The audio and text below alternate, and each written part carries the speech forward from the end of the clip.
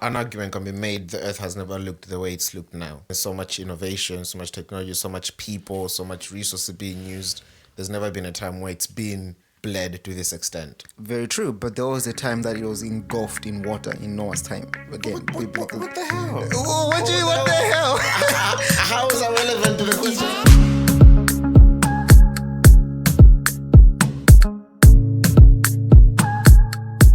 So to finish us off then, Wimbledon is I heard about in this full as well. swing, and obviously it's a great chance for Just Stop Oil to resurface. Just almost Pro Nick's best friends. Doing their antics and whatnot.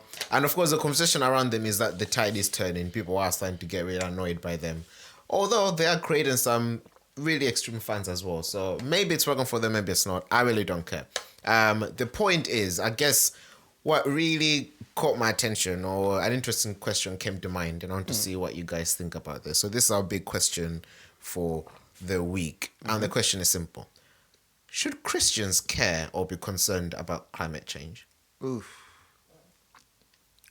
No. No. Ooh, okay. Both no. Okay, fine. I'm intrigued. Let's dig. I think concerned, yes. Concerned in not specifically for what's happening, but for the state that they themselves or the Christian are in, given everything that they're hearing happening in the world. So if you really know the world, you know that in the last days, certain things need to happen for God to come. And these are some of the things that have been mentioned that are going to be happening before the end time reaches. So really and truly, for Christians, it should be a symbol of the world. The world is nearing. The end is nearing. So concerned for their spiritual health, yes. Concerned that these things are happening, not necessarily. Okay. Because Interesting. if we can't stop them. God, I mean, if we listen to climate warners and take the actions, we can. because Well, if we're saying we can, then we're saying we can overrule the word of God, which we cannot do. That's of course on the assumption that what's happening are those signs that that's spoken about in the Bible. There should be wars and rumors of wars. There should be There's been wars since disasters, natural disasters. they've been since the dawn. Yeah, but we're seeing natural disasters in places where those kinds of natural disasters have not been happening. Don't get me wrong. I know I'm sort you're of playing devil's advocate. I know you're playing also devil's advocate, but the disasters, encourage thinking. the disasters that we're hearing about are shocking us now. You hear people say, "Oh, that country had a hurricane. Oh, that country had flooding," because ordinarily those were not the places where those things would happen. Okay, all So right. and it wasn't just you'll hear about them more and they'll be prominent. Okay, so if I understand what you're saying, then you're saying what's happening now in this world, which is concerning climate changes and, Just Stop Oil and Extinction Rebellion people, the things that are happening that are concerning them people are a result of the biblical prophecies. Yeah. And therefore, it doesn't really matter what we do, prophecies will be fulfilled. We're not going to change anything. So worry about your spirituality, not the environment or the world. In a nutshell, yes, but Okay, fine. you saying it like that makes it sound like I have no heart. Well, no, listen. Say what you mean and mean what you say. What's wrong with you? No heart. Just own it. Heartless. I'm gonna answer that in 2 verses. I was gonna do it in 1, but then I was like, let me just chuck in 1 in there for extra young elements. Yeah.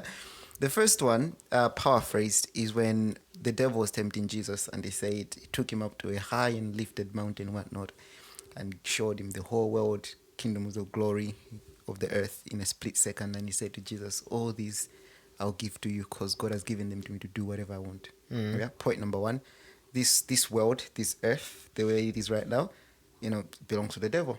It's for the devil. He's doing whatever he wants to do with it. Okay. Yeah, it's fine. Second verse. How does it answer my question? I'm getting there. He's getting Okay, there. fine. He's doing a monologue. Verse. Yeah, no, not even a monologue. This was shortest answer ever. Okay, carry on with your monologue. Second verse. And I saw a new heaven and a new earth. For the old earth and the old heaven had passed away. That's the one that we're inheriting. This one here is going to die. It's going to burn. It's going to get destroyed because it belongs to the devil. There ain't no problem. There ain't no point worrying about it. what are you worrying about? There's not enough crops. What exactly? Yeah. There's not enough air. Yeah. What is it? There ain't no point where we're going. We don't need no oxygen where we're going. Don't worry about it. New bodies and that. Don't worry about it, sweetheart. Okay, so question then. Okay, so both of you are sort of on the same page. 100%. On a serious note, yeah. To say I that, would say, okay, listen, this world is passing away. It's not our inheritance, whatever. It's not our home. So don't worry about it. So, I mean, I guess the argument is Bunny, I'm gonna stop recycling. So the argument is that the actions that humans are taking, for example, well, scientists, we're saying that it's contributing to, let's say, the world heating up. As a result of that, let's say the hot countries are getting hotter, which means they can't cultivate their plants well enough, or they die, or they burn, or they have wildfires, and therefore now they can't eat. Poverty is rising in those countries because of what people are saying are actions that we're taking. So then with that in mind, do we say, yes, ban it anyway? Or at that point, is it then a responsibility for us to do what we can in order to lessen our impact so that people eat? Because famine is one thing that was also on that list. You're just out here killing people. So famine check, sword check, pestilence check. Okay. So just to follow the trend of the thread of thought, just so that you're addressing the right one. So the understanding is that if we are saying we're responsible for, let's say, the climate's changing, and as a result we're causing people to fall further into poverty and whatever. And again, scientists, I know some people disagree with scientists, but again, scientists are saying if we make A, B, C, D changes, this situation can improve. At that point, is it still a matter of world is gonna die, not our problem? But if you're at that point, are we then do have a responsibility to then make the changes to improve those situations? If you're a believer, that's not going to land with you because you know what the word of God says. I don't think there is any... What's not going to land with you? The fact that scientists are saying we do this, we're going to stop these things in their track. God has already orchestrated them. This world, like Pro Nick already said, there is already a plan in motion. And that plan concludes with this world we live in now ending so that the new world can come. So if there's a scientist out there saying we can do this, we might slow things down a year or two, but really and truly, we're not the ones in control. Well, okay. Let me jump in. To the second question, okay, on a serious note, what I did say, I do believe that. So to your first question, my answer is no. We shouldn't really worry about those kind of stuff. However, when we're looking at, when I'm looking at a Christian's life and responsibilities, I believe it is our duty to live the best that we can, because we are on this earth after all, despite what is happening and so on and so forth. Be in the world, but not of the world. Yeah. So, do I believe the causation factor they've created? Like what Fatsani said, I'm gonna say no. You know, that's happening because God determined it to happen. However, as a person living and sharing this planet with others, on a personal level, I can say do what you can. So if it's recycling, you can recycle. You know, if it's putting things in the right place, you can put things in the right place. To the point of going to protest and things like that, that's why I'm saying that no, we have no business caring about that. But then you as an individual, you know, as long as we are alive, as long as we are on this earth, you know, you can live to...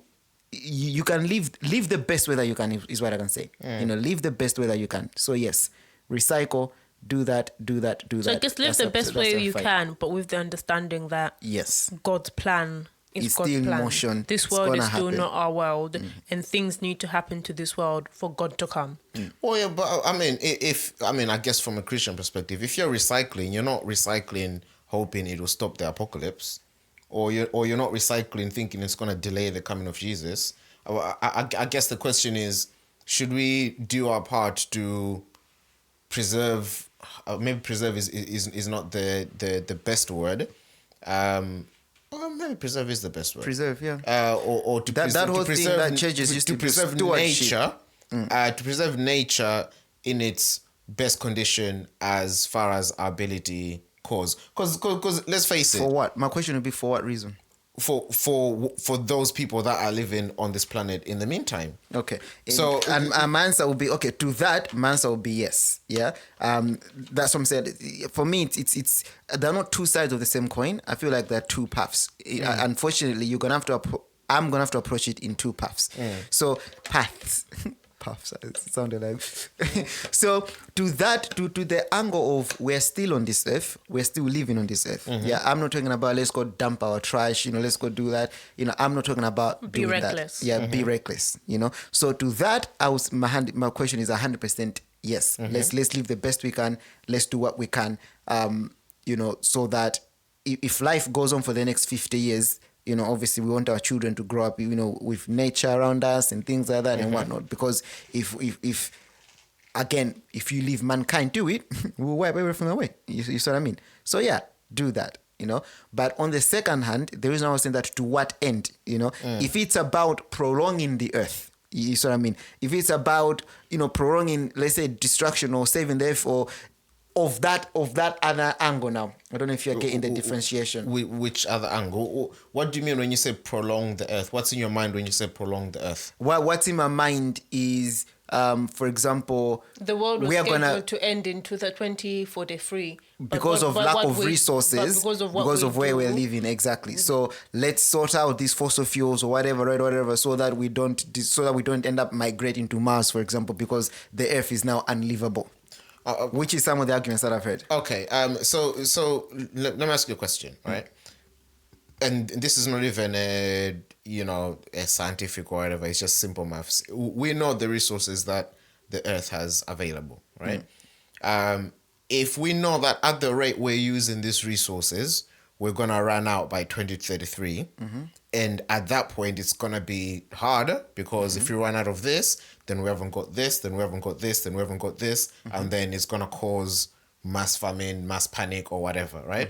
If we know that, don't we have the responsibility to put measures in place, make the changes that we need to make in order to stop that event from happening, or to stop that outcome from happening? If we know that the resources will run out by this date, or they could run out by this date, don't we have the responsibility to make, and again, from a Christian perspective, don't we have the responsibility to make those changes? Or is it a matter of, what will be, God is in control, let it be? For me, as tough as it sounds, I think for me, it's a whatever will be. And the reason I'm saying that is because the earth has been around for arguably 6,000 years biblically. Yeah.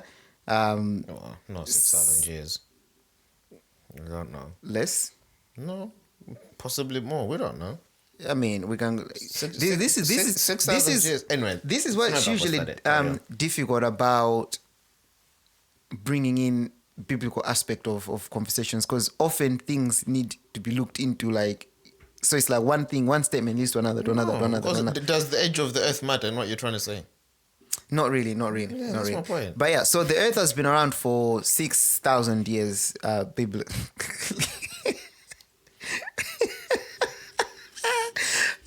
scientifically, you can say it's been around for billions and billions and billions of years, or whatever evolution. When you put the two together, it's been around for quite a long time.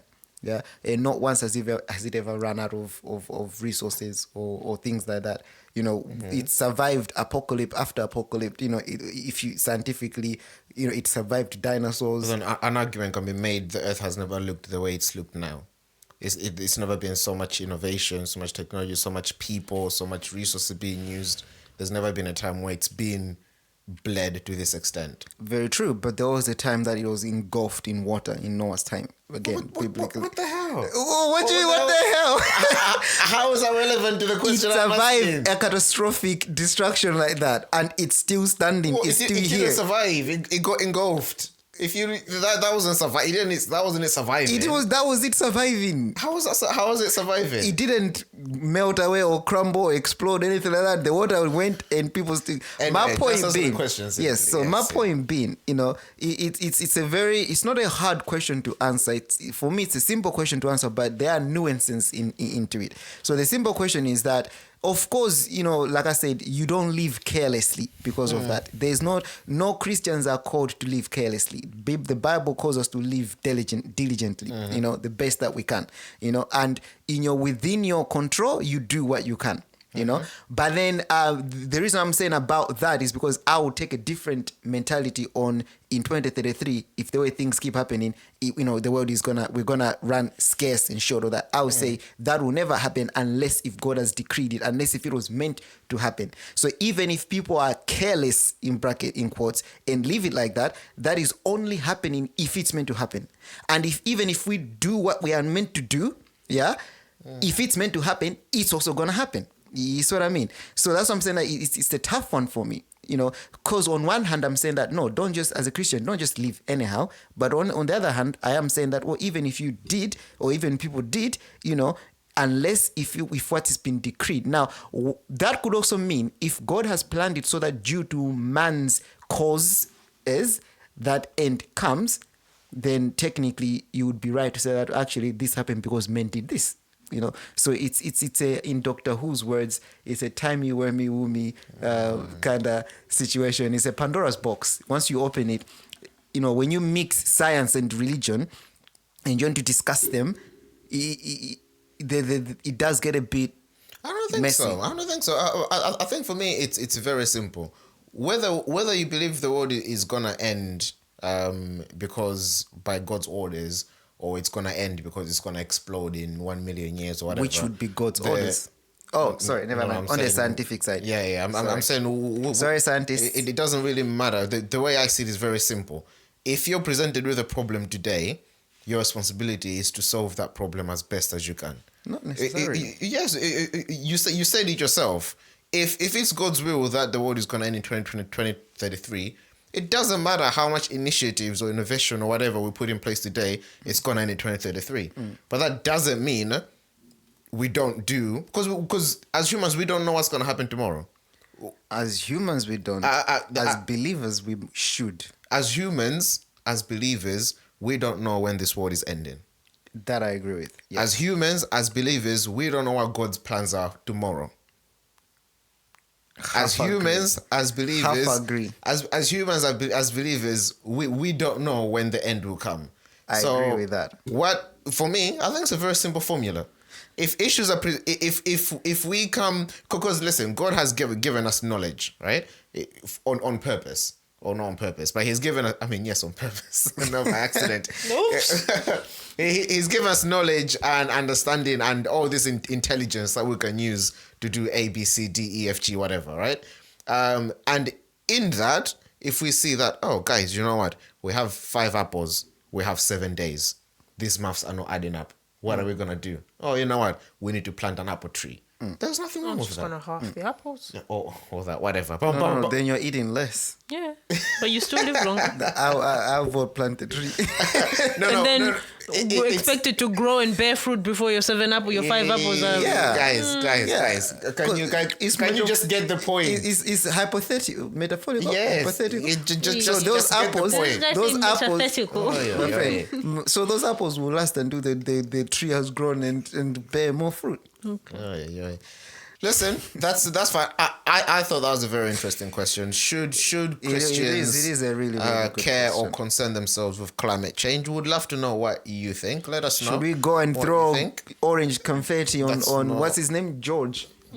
Yeah. George was poor man is getting married and some old lady, she needed a slap. Someone should have just slapped her. You know, knocked her out, you know. Oh no, I don't incite violence, by the way. Slap is a metaphor for what? For people that do weird things at people's weddings, and when you speak against... So thank you very much for tuning on another episode of POV. My name is Chin.